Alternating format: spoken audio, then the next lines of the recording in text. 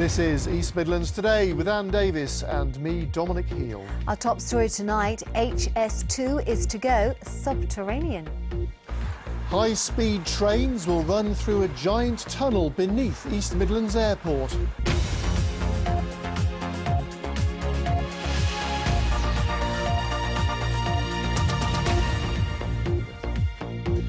A very good evening and welcome to tonight's programme as the snow makes a dramatic return to the East Midlands. Yes, we'll have more on that a little bit later on. But first, we can reveal that a giant railway tunnel is to be built underneath East Midlands Airport. It's all part of the controversial plan to bring high-speed rail, or HS2, to our region.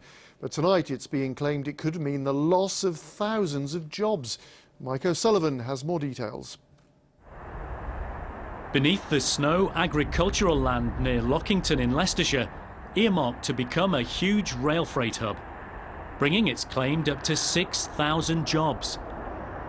But now the arrival of high-speed rail could scupper the plan put forward by the developer Wroxhill.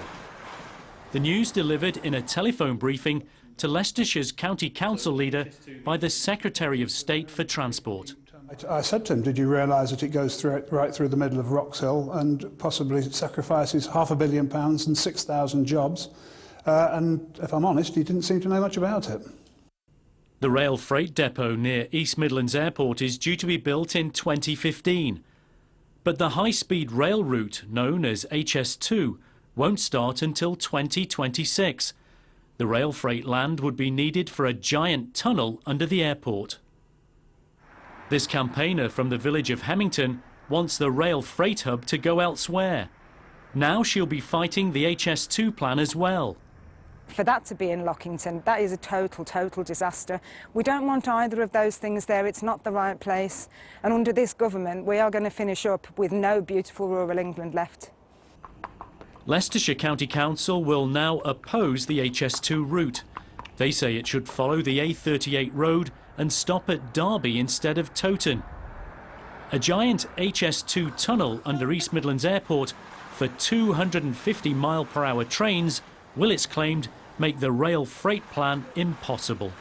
In my view, it could not go ahead with that rail track going right through to the middle of the site, which is absolutely amazing, really, because the Wroxhill people have spent £1.5 million over the past few years negotiating with the Department of Transport and the Highways Agency to bring it to fruition.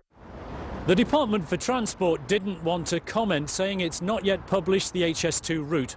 But it says when it does, communities will be able to have their say. Mike O'Sullivan, BBC East Midlands Today, Leicestershire.